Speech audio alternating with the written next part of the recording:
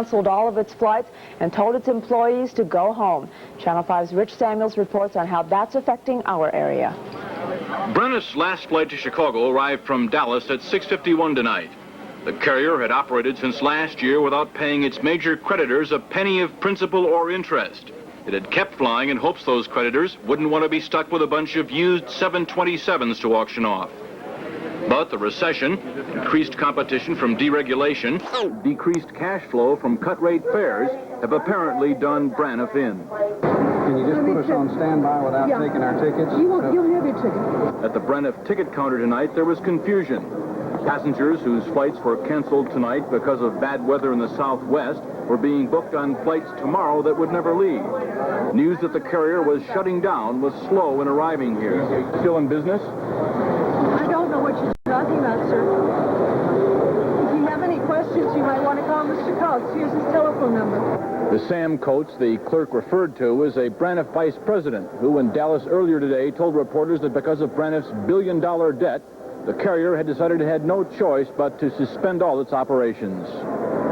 And for passengers booked on Braniff, that immediately meant trouble. Well, I've been given the runaround. I've been back and forth about 3 or 4 times. I'm going to Austin also, and I'm just determined to get to Dallas tonight. Braniff employees have been told not to report to work tomorrow unless specifically instructed to do so. Some of those employees have spent all their working life with the company.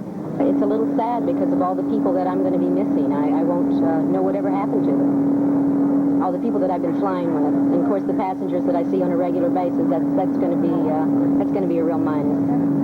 Braniff's last flight from Chicago left at 7:32 for Dallas and San Antonio.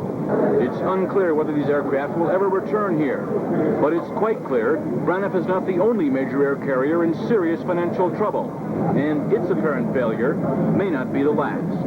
Rich Samuels, Channel 5 News. Well, tonight I talked to 2 other Chicago area Braniff employees who still haven't officially been notified. They had to hear it on the news. Tom Fories, a Braniff mechanic for 23 years, and Bob Greco, a cargo service manager, plan to report in once more tomorrow to turn in their passes and try to find out what pay and benefits they may still get. This evening, it was hard to get any information. I tried calling in to work at 5:30 or so when I did hear the news, and what we had heard was from one gentleman at work was that the phones were ringing off the wall and they didn't have time to talk. I didn't think it would come just like that. You know, we knew we were in trouble. We thought maybe we might go under. Deep down, we all had hoped that we would make it. Braniff employees did have a hint, though. Last March, all employees had to take a 10% pay cut. Greco says government policies led to Braniff's money problems. I think deregulation hurt Braniff, and I think deregulation is going to hurt a lot of other airlines other than Braniff. Fories, whose love, career, and hobby have always been airplanes, thinks he'll have to sell the 2 antique planes he's restored to pay the bills. We were more like family than we were a company. We were really close. Everyone was at Braniff. And it's a family breaking up. Well, that Braniff family had already been drastically reduced here in the last year. As of this afternoon, about 120 Chicago employees were left. Told employees to go home. Staggering under a $1 billion debt, airline officials announced all operations would cease immediately.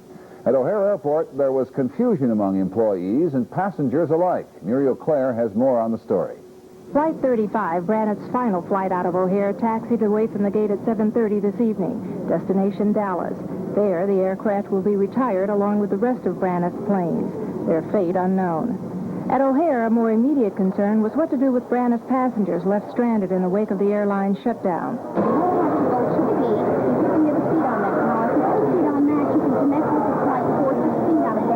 I have to go to the gate to find out if I get a seat? I can put you in the computer, okay? Down. Okay. The news of Braniff's troubles took most of the travelers by surprise, and the employees were not exactly sure what was going on. What I've been told is that there's a temporary termination of work due to a threatened pilot work stoppage. Did you hear about any bankruptcy? No. Our story is that Braniff is bankrupt and that it's all over. No, I've been hearing that we're going to be going into bankruptcy for the last 18 months or so. And we've had severe economic problems, but there's never been anything we haven't been able to deal with internally. In the meantime, passengers still holding Braniff reservations are urged to make alternate plans through other airlines and travel agents. Muriel Clear, WGN News. Braniff's chief spokesman declined to say whether a bankruptcy petition had been or would be filed, but the 54-year-old airline was already technically bankrupt with far greater debts than assets. Under an air transport agreement, more than 100 other airlines operating in the United States are obliged to accommodate Braniff passengers. Marty? The Illinois General Assembly will have one planes to get more business. New seats will be installed in the galley space previously used to prepare hot meals. What can they do next, Floyd? Standing room only? No way. Not on the airline. Thank you, Andrew. Also coming up in this program, at the nation's 6 busiest airports, the idea is to ease some of the tremendous congestion and flight delays. The airlines themselves were allowed to work out the schedule changes. Because of that, the CAB also had to vote today to grant the airlines limited immunity from antitrust laws. Lung cancer, the nation's Aeronautics Board today, the nation's 6 busiest airports. Starting November 1st, 54 airlines will start shifting some of their takeoffs and landings from the morning and evening rush hours, spreading their flights more evenly throughout the day. When all of the changes are made, they'll affect 1,300 flights a day. In a couple of weeks, 9 of Braniff's 12 gates at Dallas-Fort Worth Airport, its home base, will be sold to its giant rival American Airlines. Braniff will also eliminate service to half of the 20 cities it now serves, lease 20 of its 30 airplanes to other lines, and fire hundreds of its remaining 2,000 employees. Such drastic measures are designed to stem a flood of red ink now running between $4 million and $7 million a month. Since it went back into business in March, Braniff has lost a whopping $80 million. 2 other U.S. airlines, Pan Am and TWA, will be hit by the British government's decision to invalidate 130,000 cut-rate transatlantic tickets for flights between November 1st and next March 31st. The tickets, averaging about $325 round trip, were sold without British government approval. Ticket holders will be asked to pay an additional $50 or so. On Wall Street, the Dow Jones Industrial... Braniff also hopes to get money from its planes by leasing them to another airline. Braniff officials have not been available for comment. Frank Seltzer, CNN, Dallas.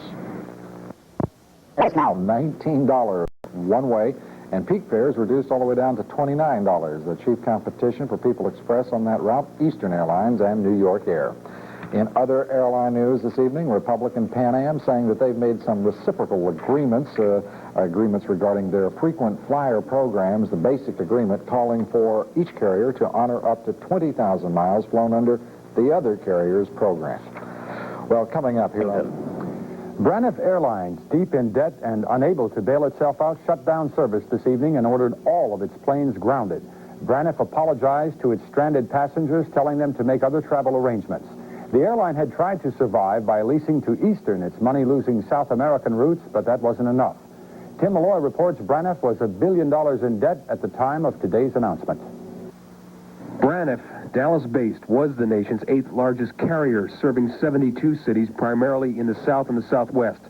Pummeled by the effects of deregulation, high operating costs, and a public unable to afford air travel, the airline with the multicolored jets went under. With the exception of Delta, which remained healthy, all 12 major American airlines lost money last year. Braniff teetered a shaky tightrope above bankruptcy in 1981, losing $168 million. Braniff personnel were told not to report to work tomorrow. Flights were canceled. One flight en route to Hawaii was forced to land in California. Pay was frozen. Most knew the airline was in trouble, but were stunned just the same. What can you really say when something like this happens? Disappointed. What are you going to do? Too early to say. Others were angry. What will you do if you lose your job? I don't know. There's nothing out there. Unless they expect us to work for companies for $5 an hour while you pay for the apartment $400 a month. The flying public was unsure of what would happen next. Are they flying to Dallas? I think it's about time that an airline goes bust for making mistakes. See, Braniff went overboard, competed with American, opened its doors into this fair competition we are in today, and also took on routes they should not have taken on. Braniff's long-term debt was $1 billion, making the company automatically bankrupt, its debt far in excess of its assets. Braniff's last-ditch effort to stay alive involved vigorous price slashing. With Braniff gone, American and other competitors can now raise their prices and help their cause. That is the only good that will come out of the loss of an airline that started with one tiny plane in Texas in 1928 and may be forced to fire 9,000 people in 1982. Tim Malloy, Independent Network News, New York. Still ahead, new fighting is reported between British... In co-production with KERA Dallas. With grants from public television stations. The Dun & Bradstreet Corporation.